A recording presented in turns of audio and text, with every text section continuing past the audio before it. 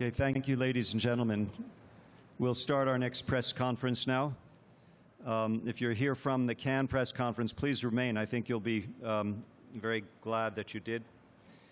The organization that I represent, or one of the organizations I represent, is the United Planet Faith and Science Initiative. We were sponsored here by the Abibiman Foundation and the Interfaith Center for Sustainable Development. Abibiman is in Africa and the ICSD is in Jerusalem. And today our press conference will focus on science and economics. My name is Stuart Scott. I'm the founder of the United Planet Faith and Science Initiative. And with me today is Paul Beckwith, a professor of geography from the University of Ottawa. His areas are climatology and meteorology, and he researches abrupt climate change, past and present. And the topic that we'll be discussing today focuses on the Arctic methane emergency. And we have some very grave information to share with you for those of you who are not familiar with this subject, this aspect of climate change. Now, a few days ago, there was an article that appeared in the New York Times online, and I took note of it. It was sent to me by a friend, because to me it was a milestone, really. The second paragraph reads, "Even with a deal to stop the current rate of greenhouse gas emissions, scientists warn the world will become increasingly unpleasant." And the journalist went on to say, "Without a deal, they say the world could eventually become uninhabitable for humans." Now, as usual, we are just focused on ourselves, on human life, and ignoring the fact that we depend upon other life for our own survival. And I want to make it clear that, in my view, and I think implicit in the views of many of you,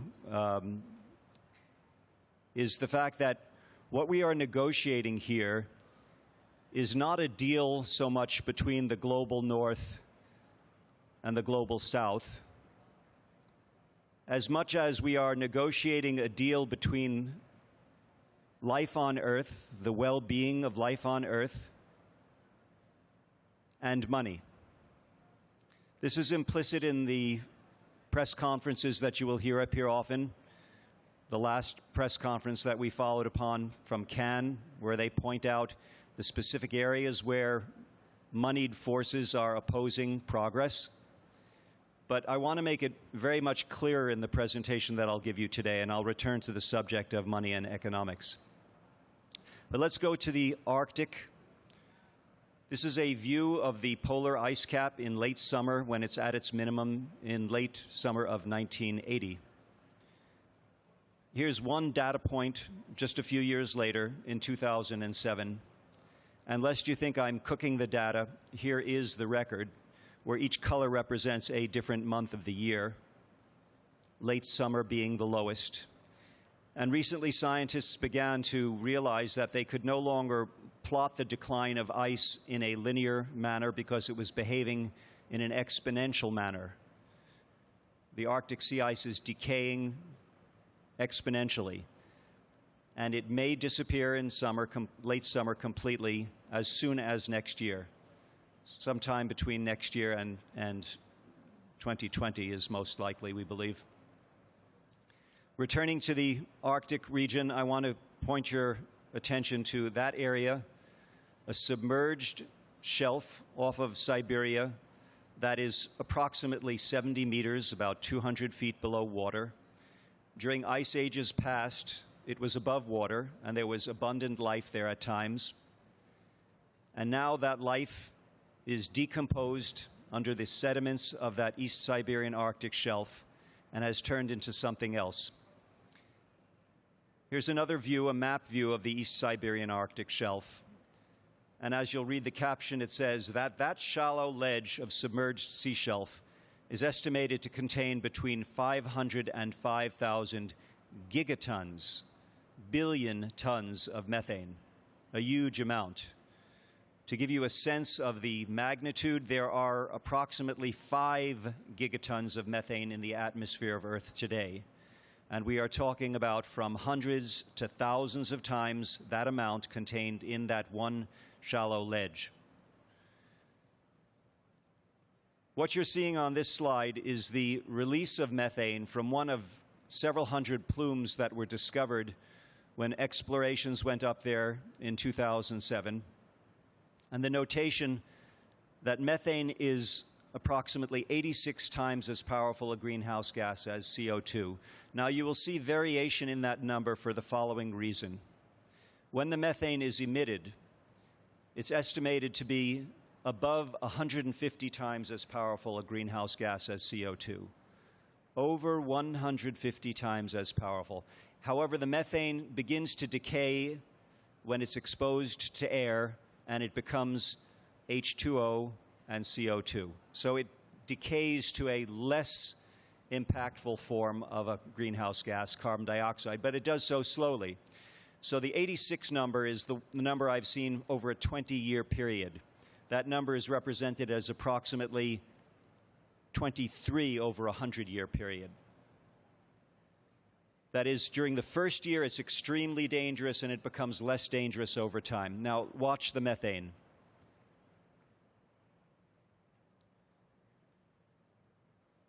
We're not getting sound from this slide, unfortunately. Thank you. Those were students in Alaska whose teacher had brought them out on a frozen lake, because it happens in lakes as well. The sediments of the lake, which contain organic material, the organic material, when it's digested in an anaerobic environment, becomes methane instead of CO2. And so kids have found that it's fun to go and poke holes in the ice and light that on fire. It's kind of Arctic fireworks. But it represents something very, very serious to those of us who understand what it means, because it is such a potent greenhouse gas.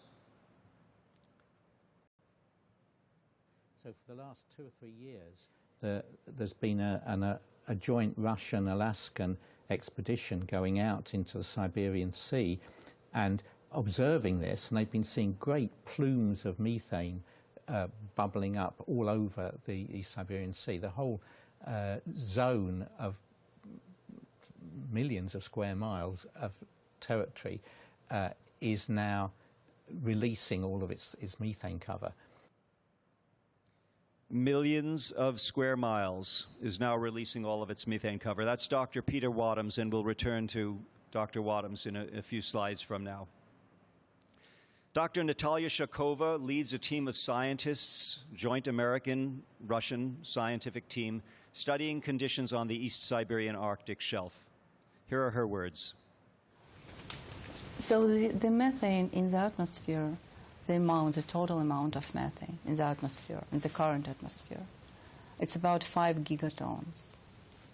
The amount of carbon preserved in form of methane in this Siberian Arctic shelf is approximately from hundreds to thousands of gigatons. And of course, it's only 1% of that amount is required to double the atmospheric burden of methane.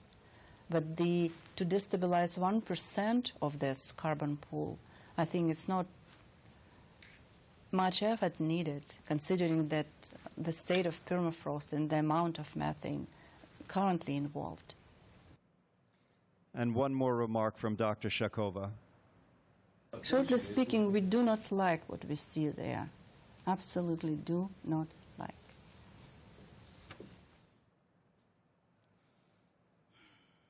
Now, Dr. Shakova and her team estimate the volume of methane currently being released at approximately 50 gigatons.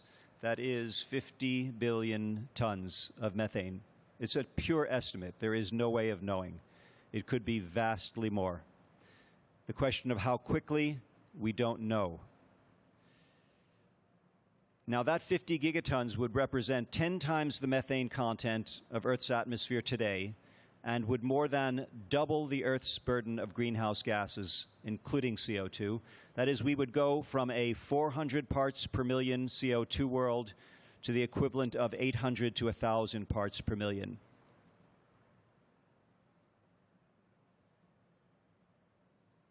Now, at the moment, we have to rely on Shakova and Semiletov, who've been doing that work, and they have then expert knowledge of the seabed conditions, and they're the ones who are estimating the 50 gigatons.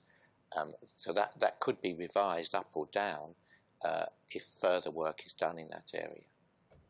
And do you think civilization could survive a 50 gigaton release of methane? No, I don't think it can. I think that if you look at the existing predictions of global warming rates,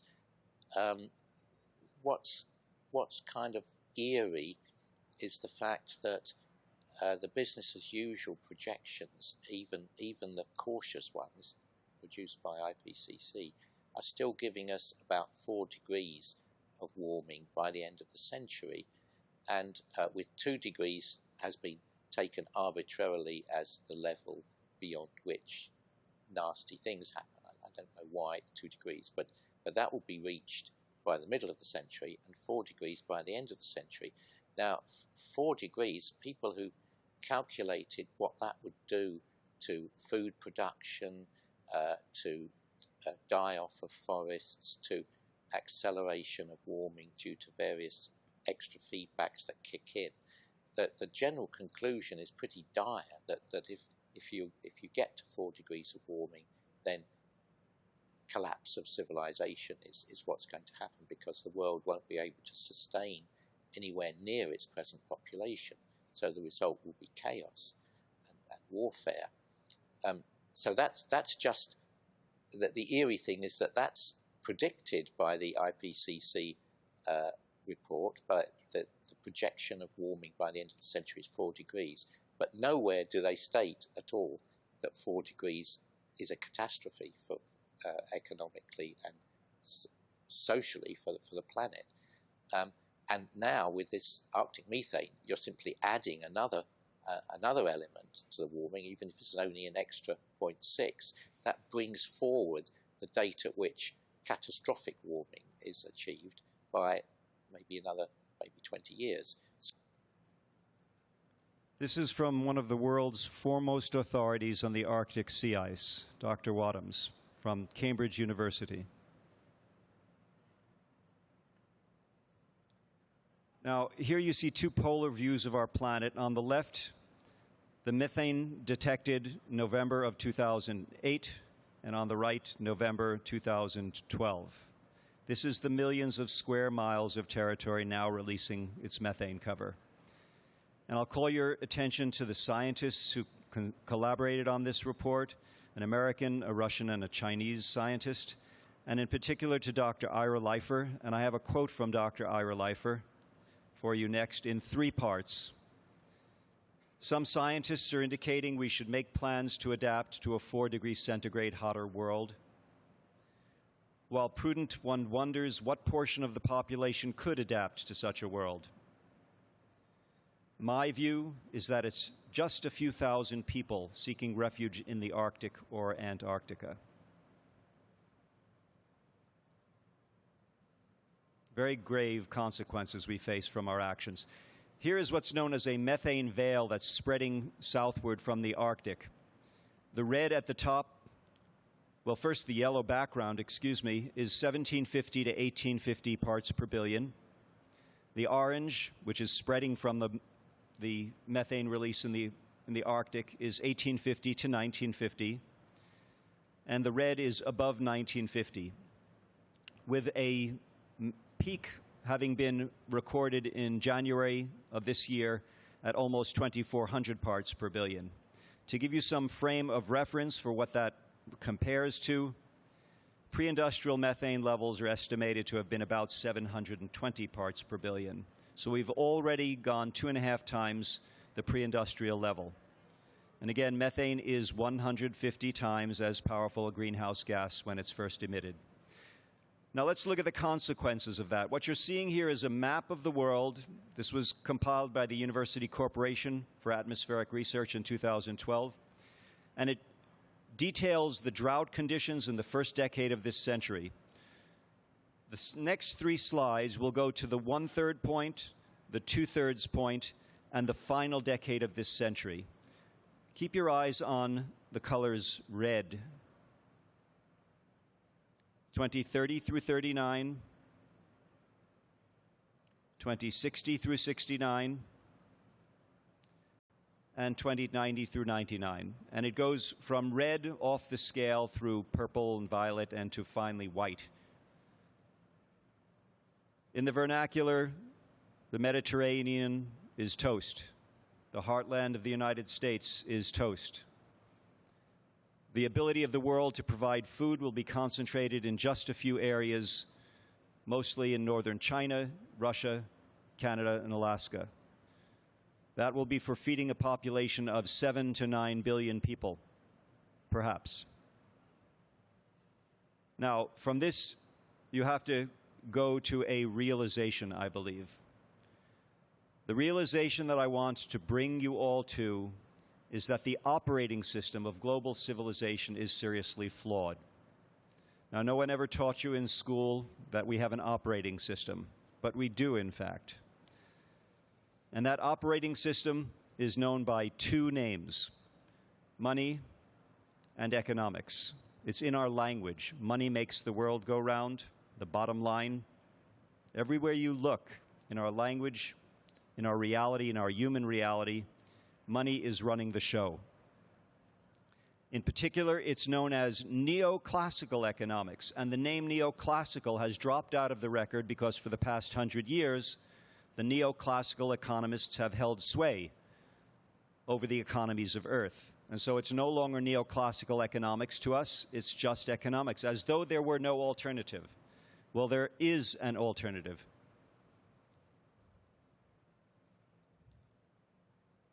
Now, again, we are turning neoclassical economics, which has harnessed human ingenuity, is turning nature, the natural world, into money as quickly as possible. There's a concept known as a meme, a viral thought form. Money is a meme, and the meme of money has promoted to the highest positions of authority in government and in business those who are best at ignoring the consequences of their actions and best at maximizing the bottom line, creating the most money, the most shareholder value. We have a seriously flawed operating system. Our economic system will kill us. Unfortunately, like a virus that invades your body, the virus has no concept that it is killing its host.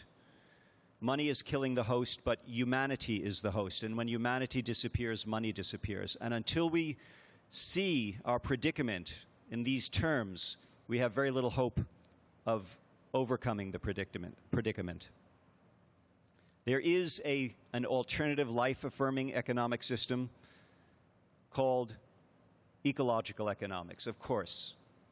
Unless your economic system starts with a presumption that the human economy exists within a finite ecosphere and has to dissipate its wastes into that ecosphere without overwhelming the ability of nature to absorb our wastes.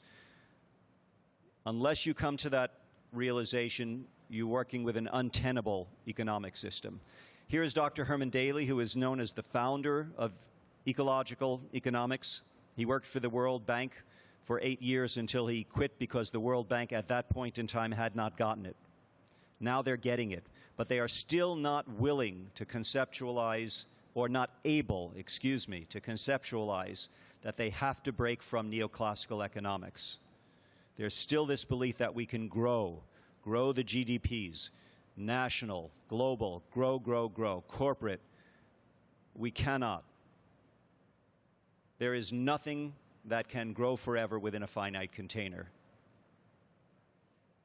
Now, I want to introduce you to a notion of a carbon bubble, and if you haven't heard of it, and this is the flaw that is going to break our economic system, perhaps, whether or not it is willing to change.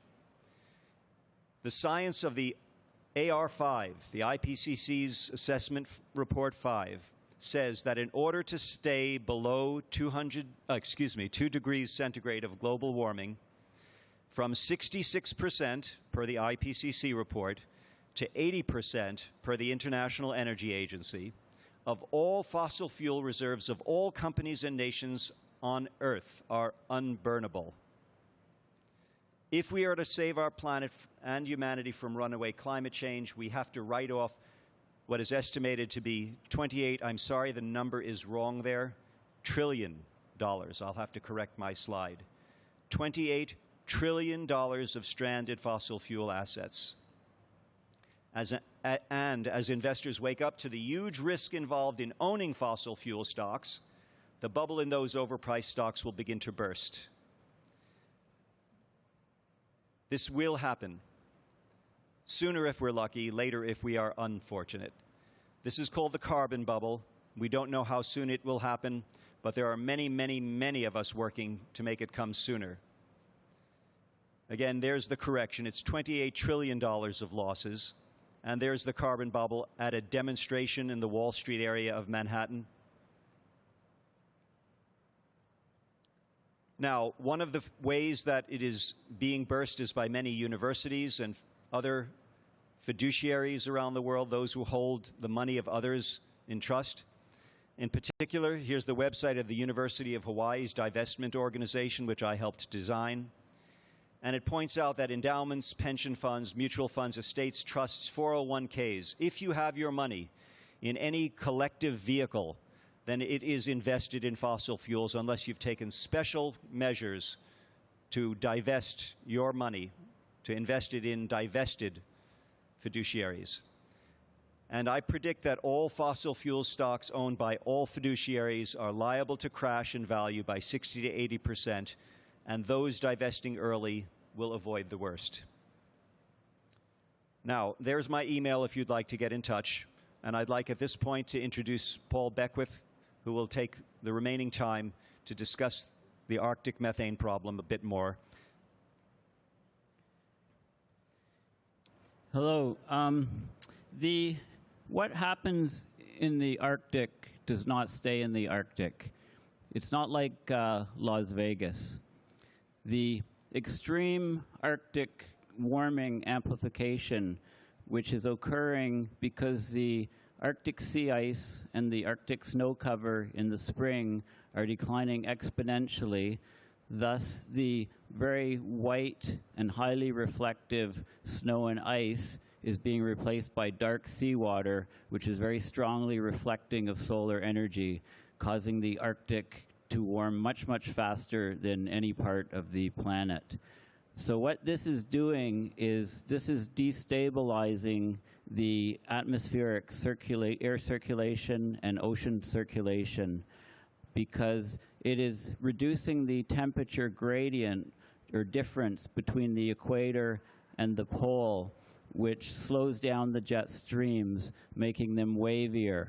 So very warm, humid, southerly air can go much further, go to much higher latitudes than before, and cold Arctic air can go to much more southerly latitudes than before. So this in itself is representing an enormous feedback, a feedback which is called a positive feedback, not positive for us, but a reinforcing feedback, which is carrying more and more heat up into the Arctic and more coldness from the Arctic further south.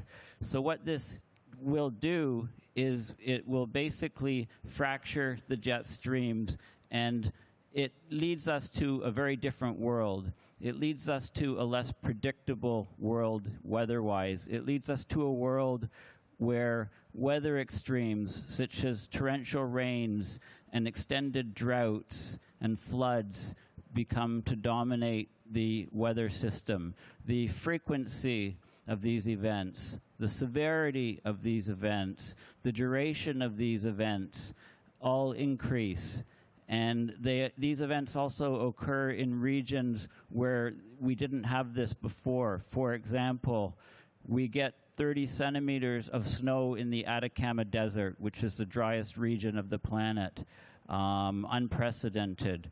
We get torrential rains where we had desert before. We get desert where we had moderate temperatures before. This is basically a very different climate system, weather system than we are used to. And this is happening with 0.85 degrees Celsius of warming above the pre-industrial level. This is happening today, now, and this is very dependent on the conditions in the Arctic. So as the Arctic continues to exponentially decline in snow cover and sea ice cover, these extremes will undoubtedly have to increase. The physics of the system says so. We have changed the chemistry of the atmosphere. Because we've changed the chemistry of the atmosphere, we have changed the weather and climate that occurs in this atmosphere. So what can we do about this? In some of our previous press conferences, we have discussed ways in which we can try to cool the Arctic. For example, using salt spray over the ocean currents and to cool them as they move up into the Arctic. We have looked at things like biochar to store carbon in the soils. And there's many, many things that we can do, but the most important thing is for the public and the policymakers and the world to recognize that a 2-degree target is not what we need to worry about right now. We need to worry about the destabilization and disruption of our climate and weather patterns that are occurring now at 0.85 degrees and deal with them now. Thank you. Now, ladies and gentlemen, thank you. I have a very brief bit of additional footage from Dr. Johannes Lehmann, who is the world's authority on what is called biochar. It's a carbon negative technology for sequestering carbon while it enhances the fertility of the farmlands in which the char is buried. Dr. Lehmann is from the Cornell University College of Agricultural and Life Science, and he's the foremost authority on biochar, this carbon-negative soft technology. Hello, I'm Johannes Lehmann, Professor of Soil Science at Cornell University. I'm so pleased to address you at a moment where the bilateral agreement on greenhouse gas emission reductions between the US and China has sent a clear signal for action. Specifically today, on World Soil Day, December 5, which kicks off the United Nations International Year of Soils 2015, I'm eager to discuss with you where soil fits into a comprehensive strategy to mitigate climate change. The science is absolutely clear. The global climate is changing faster than anticipated, and we have to do something about it. The silver bullet will prove elusive, and only a concerted international effort will provide us with a chance to mitigate and adapt to climate change by building a deep toolbox of approaches to reducing greenhouse gas emissions. But it is increasingly becoming clear that reducing emissions alone, while an indispensable prerequisite of any successful mitigation strategy, will not be sufficient, and an active withdrawal of atmospheric carbon dioxide will need to be part of managing climate change through, for example, carbon sequestration. I share the concern expressed by progressive thinkers that a scenario where we are forced to take drastic steps may prove disastrous without having done due diligence on the risks and opportunities of a portfolio of sequestration options. This year's IPCC report made impressive progress in laying out the need for carbon sequestration and provided the first data on what efforts are needed to reduce atmospheric carbon dioxide. The principal pathway to achieving this carbon drawdown put forward in the report is bioenergy with carbon capture and sequestration, or BECCS. The technical feasibility and cost-effective deployment are still not proven. Pilot projects should be put on the road without further delay. However, additional avenues must be explored. pyrolysis bioenergy with biochar return to agricultural soils is a technically feasible approach to start sequestering carbon dioxide now, with little development time to initial deployment needed in comparison to BECCS. Such a strategy would not only remove carbon dioxide from the atmosphere, but also be able to restore soil health and increase crop productivity in degraded areas. Applying stringent sustainability criteria to biomass use yields a potential to withdraw 1 gigaton carbon per year from the atmosphere over the coming 100 years using biochar sequestration, with more being possible and less being likely given financial constraints. This may prove the stopgap measure that will allow a safe transition to a low or no emission society. There will be trade-offs between maximizing energy generation by using biomass and sequestering carbon with biochar. This must be stated very clearly. Opportunities and constraints have to be investigated now to be ready when far-reaching decisions about a comprehensive global strategy to carbon sequestration are made. The costs must be evaluated at scale of implementation with a clear pathway to crop yield increases by biochar addition to soil. Which brings me back to my point from the beginning.